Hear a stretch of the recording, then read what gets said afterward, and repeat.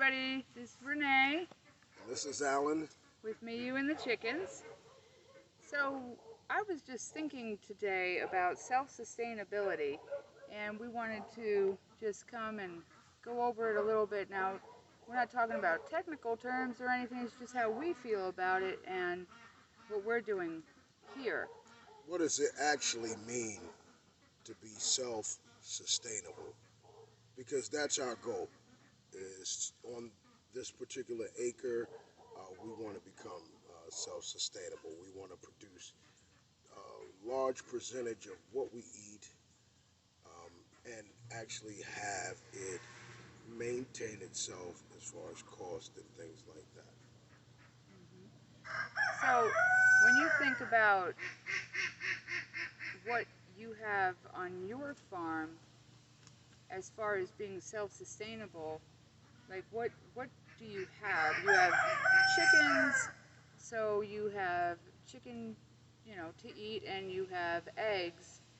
And if you raise, I don't know, if you raise pigs, then you would have pork or something like that. But you also have to think about the other side of being self-sustainable, is having an income and having these animals produce, give back, and So basically, what you're growing, what you're raising, has to also be added to some sort of stream of income. exactly. So that it pays for itself. Because raising chickens, growing different plants that feed you, there's a cost involved. There is. And if you're talking about sustainability, how do those particular things add to your farm as far as producing an income? Because you got to make sure that everything that you have on your farm has a reason to be there. And I don't want to say that there's useless animals. I'm not trying to be mean and say that every animal doesn't deserve to be happy and be free and blah blah blah. What she means is that you have to make a decision on whether or not you're doing this to be self-sustainable or you're doing it as a hobby. Yeah. So if you're picking particular breeds of chickens, some chickens are not in demand for either being meat producers or egg producers, or being for meat or being egg producers. And some animals are just for pets. Some of the breeds of chickens are not high producers. Yeah, like if you want to do this, to have a hobby farm and to just have a flock of barnyard mixes, then that's great too. That's great too. But if you want to be self-sustainable, and you want your animals to give back and provide for themselves as well, then you have to consider what you have and is it useful. Like sometimes people will have like 5 or 6 extra roosters. That's nice, but it's not useful unless those roosters are to process. Like you can be selling hatching eggs, you can be hatching chicks and selling chicks. Extra birds that you have, you can sell those too. Sorry, I'm watching the chickens wander off a little further than I like them to be, so I'm a little preoccupied over there. So they have to give back and provide something back to you. They can't just be an expense, because otherwise you're just going out and going to work to feed your chickens, to feed your pigs, to feed your whatever it is you're feeding, and it's not giving back. Now, for the first, I want to say, maybe 6 months, 6 to 8 months. I would say they really didn't give back, because a lot of them were babies. They were growing up. They weren't even able to give back. Even with just laying eggs. Yeah, because they weren't old enough. Chickens don't start laying eggs till they're about 6 to 8 months old. But right now, where we're at, I want to say that everything on the farm has a purpose, has a reason for being here, has a use, and together as a collective, they provide about, I would say, about 85% of their own care and upkeep.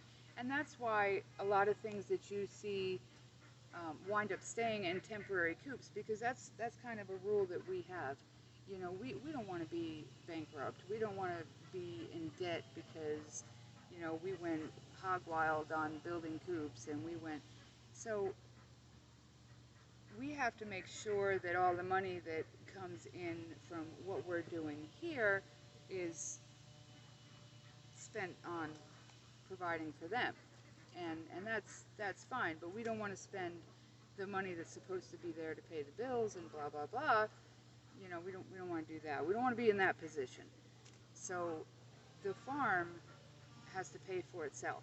So that's why we're really particular. Now we do take rescues. Now that's a totally different thing. We do take rescues in, but we rehome the majority of them pretty quickly. We know a lot of people and we can get them to good homes. And we do that just because, you know, on the other side, we do have a big heart for animals, and we do believe that animals that are in bad situations don't deserve that, and we try to find better situations, but they don't stay here. We don't collect them and keep them here because that would not be useful, and it would eat more income, and then they wouldn't be able, it just wouldn't work for us. Yeah.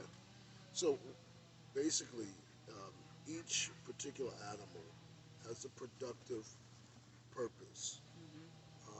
When we have our different flocks of chickens of the different breeds, we don't keep a lot of roosters because roosters aren't laying eggs and they're not particularly useful in a productive manner. You want to keep the ratio between roosters and hens in mind when you have your particular flock, but you know your rooster is just going to fertilize the hens so that the hens are laying fertile eggs. So you don't need a whole bunch of roosters in order to get fertile eggs. And it's really not good for your hens either. We've already been down that road too with our barred rocks. As if you've watched previous videos, you've seen where their feathers are all missing, and we're still fighting that. And right now they're going through molting, and I'm hoping when they come back through it, they'll be the same beautiful barred rocks they were before we made that mistake. But that will be a big problem for your hens, you know. So it's not just the fact that the extra roosters are not, they can't really provide anything unless you plan on processing them. It's not good for your hens either.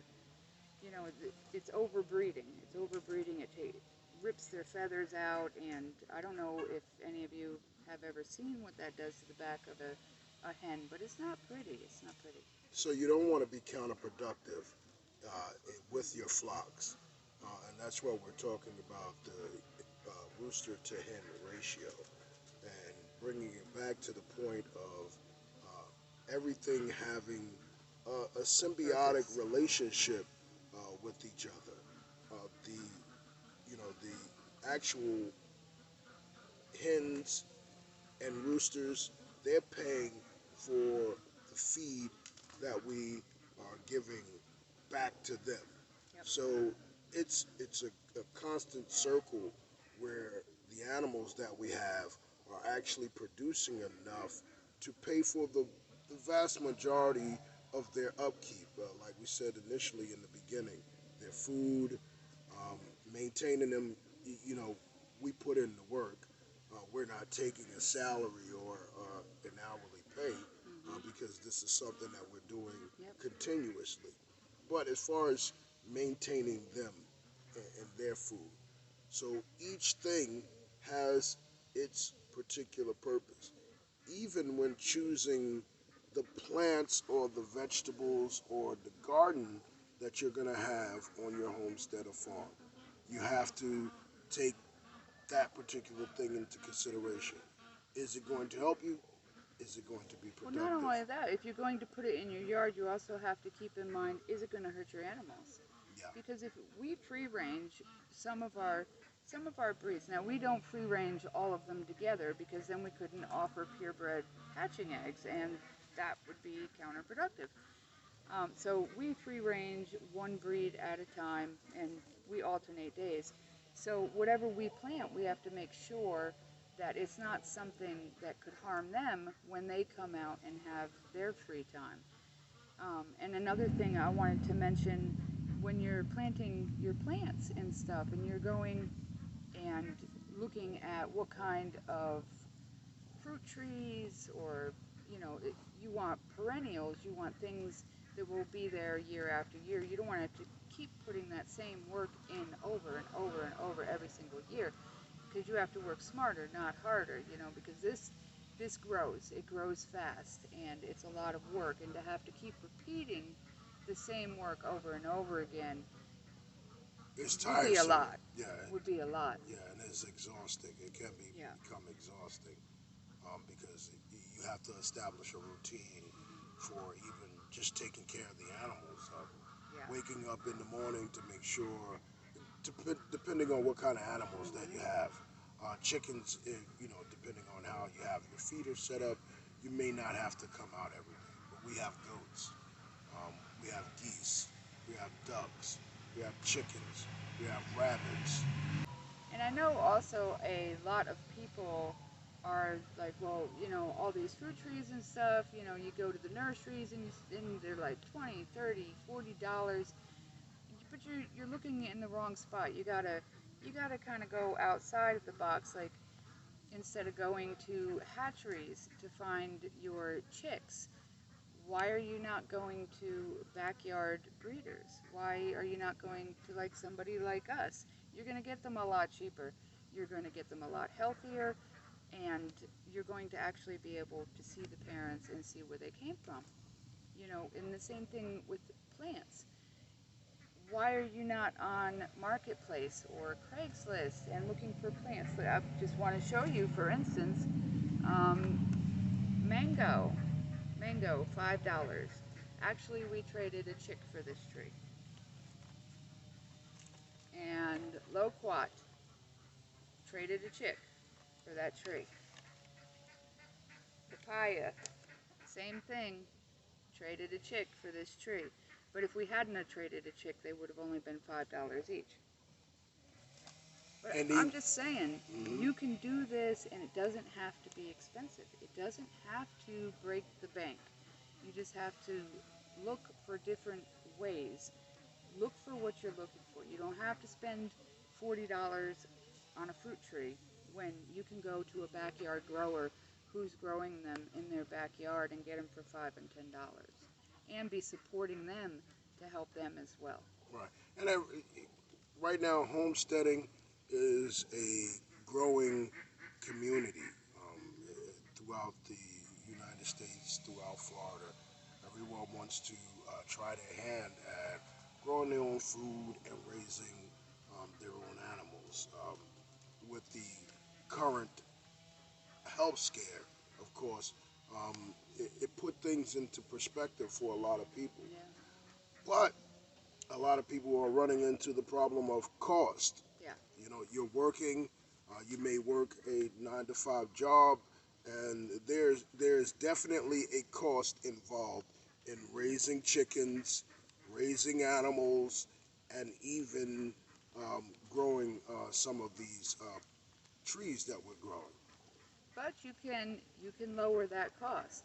You can definitely lower that cost by some things, and the way you choose to get them. Backyard farmers, backyard growers. We're about to get rained out. Yeah, we're about to get rained out. So what we're going to do is we're going to move it over here, and we'll just do a close-up extension of the video. So just hold on for just a second.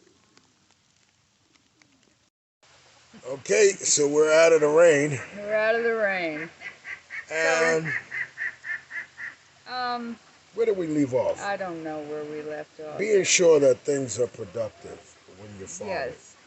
And, you know, the way you place things, too, is really important. Like, we have rabbits and we have baby chicks, of course.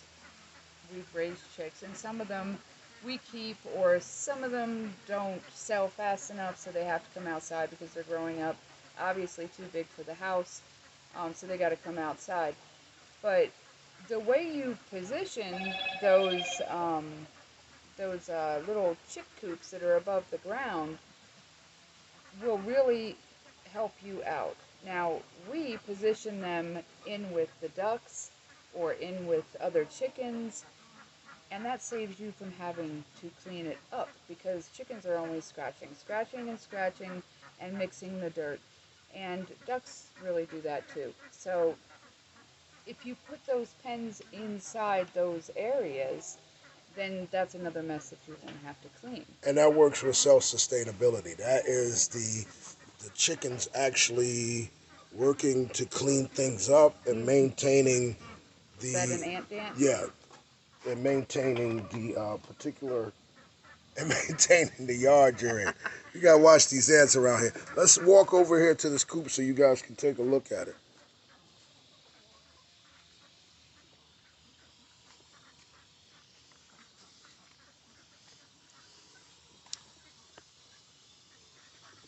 And so this is what we're talking about here. We have a raised... Go ahead. So this is where, right here, this is where we keep a couple of our bunnies. And everything falls down, and the chickens come through and they scratch it all up. Now, they have neglected that spot. I'm not sure why, but we'll come in and take care of that. But usually they scratch it all up, and you don't have to mess with it. And it's also really good, you know, maybe, I don't know, once a month you come in here, fill up a wheelbarrow, take it out, drop it in your compost pile. Bam, you got perfect dirt for your plants. You don't have to buy potting soil. So, I mean, and there's another thing right there, the cost, save cost. If you have rabbits and goats and chickens and all that, why are you not scooping that up? You know, why are we not using that to grow our plants? Yeah, you need to be doing that because it saves on cost. Yeah, and anything that saves on costs is working in the scheme of sustainability, like we're talking about. So all of these things that we're talking about is working in that circle of sustainability. The way that you're maintaining the chickens, the way that the chickens are being kept is going to work to limit the amount of time you have to spend taking care of the chickens, limiting the amount of money that you have to put into them, expenditure. So sustainability is about what you have produces enough to pay for itself, or pay the vast majority and of its cost. And another thing, when you're planting the plants, you got to keep in mind too, with all these fruit trees, don't just think, well, I can't eat that much fruit. What about your chickens?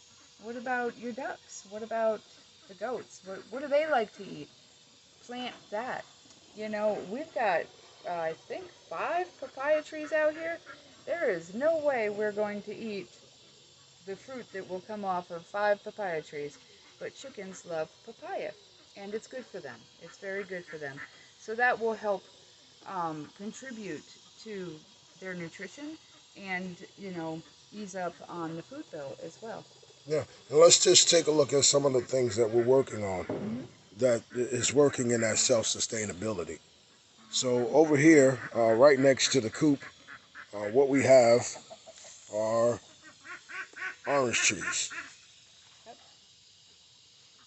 which the chicken... These are actually the Valencia oranges. There's one on each side.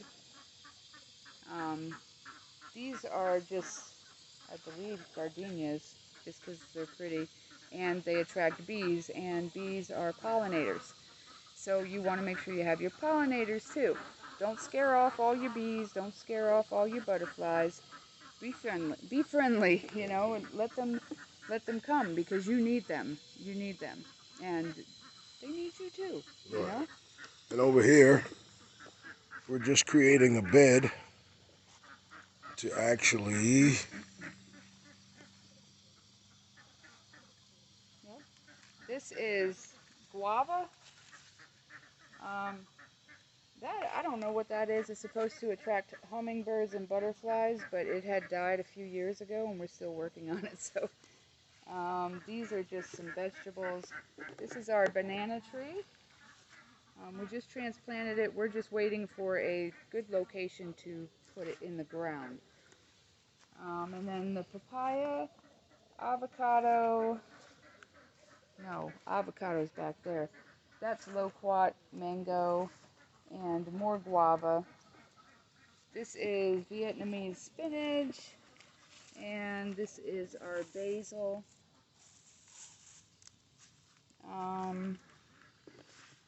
Ginger, and these are the moringa trees.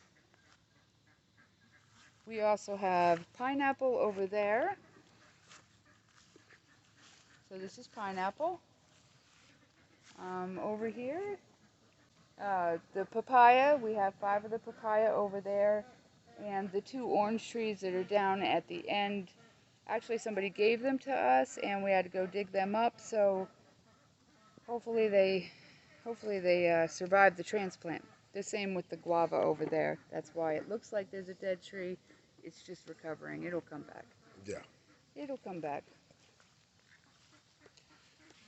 So again, it's just a matter of making sure that what you're doing is going to help you in your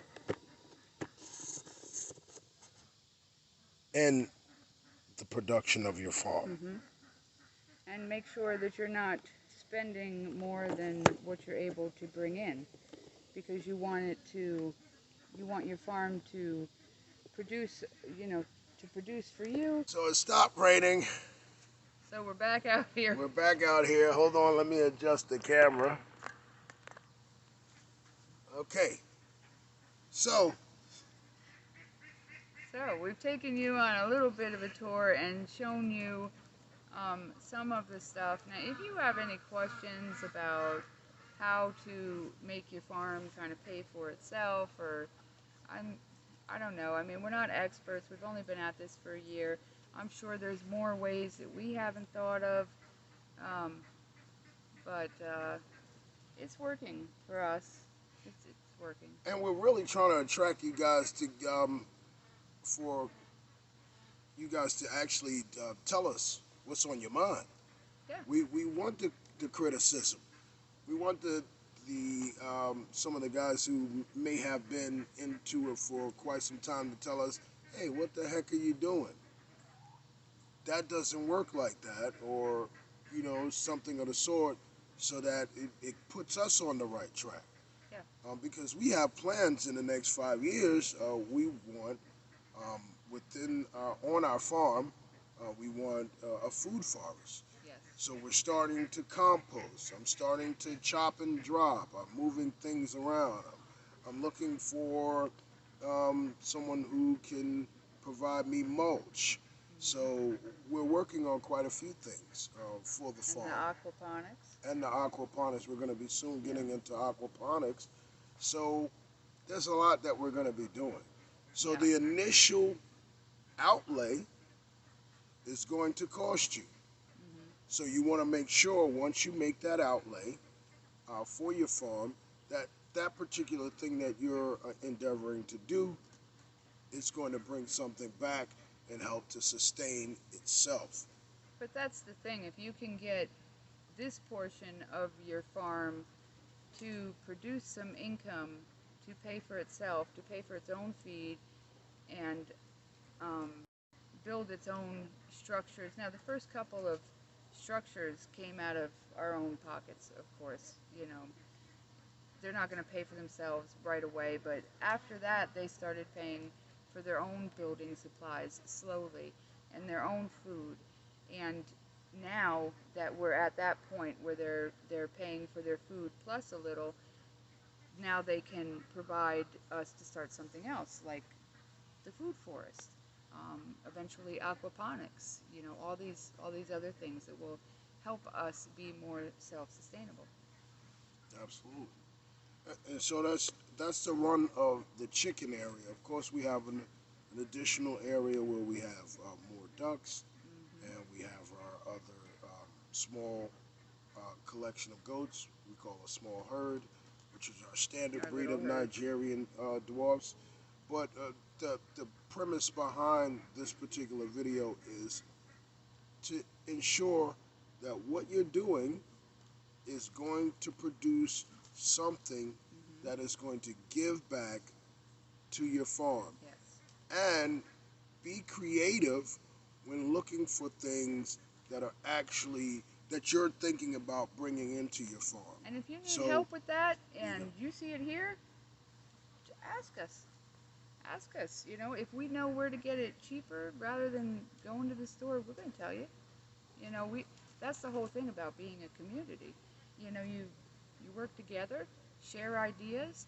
You know, I'm sure he's going to be reaching out to somebody when it comes time for him to set up all this aquaponics. He's never done it before, although he's a pretty fast learner.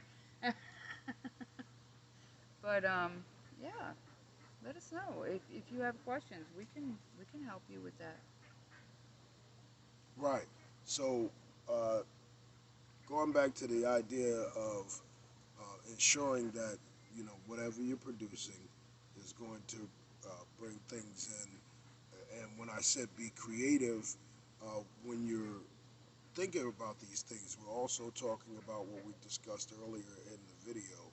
Um, Use Craigslist as a source to Mm-hmm. actually, um, look for animals and plants and things like that. If you're on Facebook, of course, there are the Facebook groups that are dedicated to people who are trying to actually get things going, And uh, marketplace. and marketplace, of Mm-hmm. course, um, to actually help you to find the things that you want to actually produce on your farm. Um, it's an ongoing thing. It's a process, and you want to start where you are, because a lot of the things that we're doing um, previously or before we started, we had no idea about. We Yep. had never raised chickens.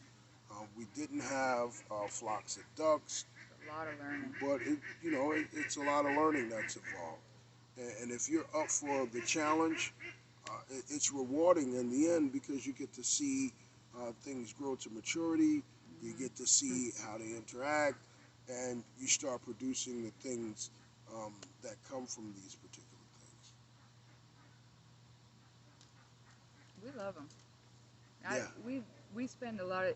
You'll see when we do videos like when we're just walking through the yard and stuff. You'll see a lot of chairs sitting out here, and that's because we spend a lot of time sitting out here with them. We spend a lot of time with our animals, not just feeding them, but hanging out with them. You know, getting to know them, and because even though they have a purpose, we actually do love them. So you know. yeah. So be particular about what you're bringing onto Mhm. your farm, and be mindful of why you're actually doing it. Are you doing it as a hobby farmist? You just want chickens Mhm. as a hobby, where you're not considering the cost. You're going to pay to feed them. They don't have to produce. You just want them in your yard. You want them to take care a little bit of the bugs. You're going to intermingle the breeds. If that is your goal and that's what you're considering, then by all means, you don't have to put so much thought into a backyard farm. But if you want to be, as Renee was saying, self-sustainable, there's a little bit more thought that you Mhm. want to put into um, choosing your breeds of chickens, choosing the plants that you're going to be planting on your Yep. inside your garden or your backyard farm. You have to consider those things. Mhm. Yep. It's all a part of, because I was thinking this morning that when you think about being self-sustainable, you got to think about both ends. self-sustainable is, providing everything, or at least the majority of what you need to sustain yourself. But are a lot of people also thinking about the money end? Because you don't want to be broke. You don't want to break the bank trying to feed the chickens to be self-sustainable. That's not working. That's not how that works. That's not self-sustainable. So you got to think about both ends. You know, the cost to feed and care for these animals, and where is that cost coming from? You know, they have to provide that cost, and that's why you can't have animals that have no purpose. Right. You know. And then after you put in that kind of work and you put that kind of thought into it, the product after is going to be what's going to be the most rewarding. We're not thinking about all of the work that we're putting into it now. We're thinking about several years into the future. What this backyard farm on a small 1 acre lot is going to look like, and what is it going to be producing for us. So not right now. A lot of people like the designs of the coops. They like the layout that we're putting together, but we have a lot more to go. And while you're on that journey, you don't want to be bombarded with cost for just trying to keep things going. You want the fact that you're keeping things going to be less of an expense and a toll on you physically or mentally moving forward. Yeah, because it just, for some people who don't know how to make it all work and pay for itself, they give up. And that's when we have to go rescue the animals, when they've given up and they're at the point where they just want to dump them off somewhere because they just can't afford to pay the feed and upkeep and whatnot, all that. So you have to put a lot of thought into how you can make them provide for themselves. And they can. They can. Yeah, they absolutely All can. the bunnies, they can provide for themselves. All the chickens can provide for themselves. The goats, they can have 2 litters a year, even 1 litter a year, with each goat would pay for their food all year long. I'm just saying that you can make it work. You can make it work. Yeah, and with the goats, we have several breeds. Some are meat goats, some are milk producers, and if you're really enthusiastic about, the soaps and different things like that, you can actually create a product surrounding the raising of goats. That's one of the things that we're looking into. It's not an animal, but the moringa tree. It's a highly sought after tree. It has so many great properties about the particular tree. Yeah. So we're gonna add that to our food forest. Yeah, quite a few of them actually. Yeah, and we're just getting started. We just got 1 or 2 in the ground, but there's gonna be more to come. Oh yeah. And so that's pretty much what we wanted to come to you guys with.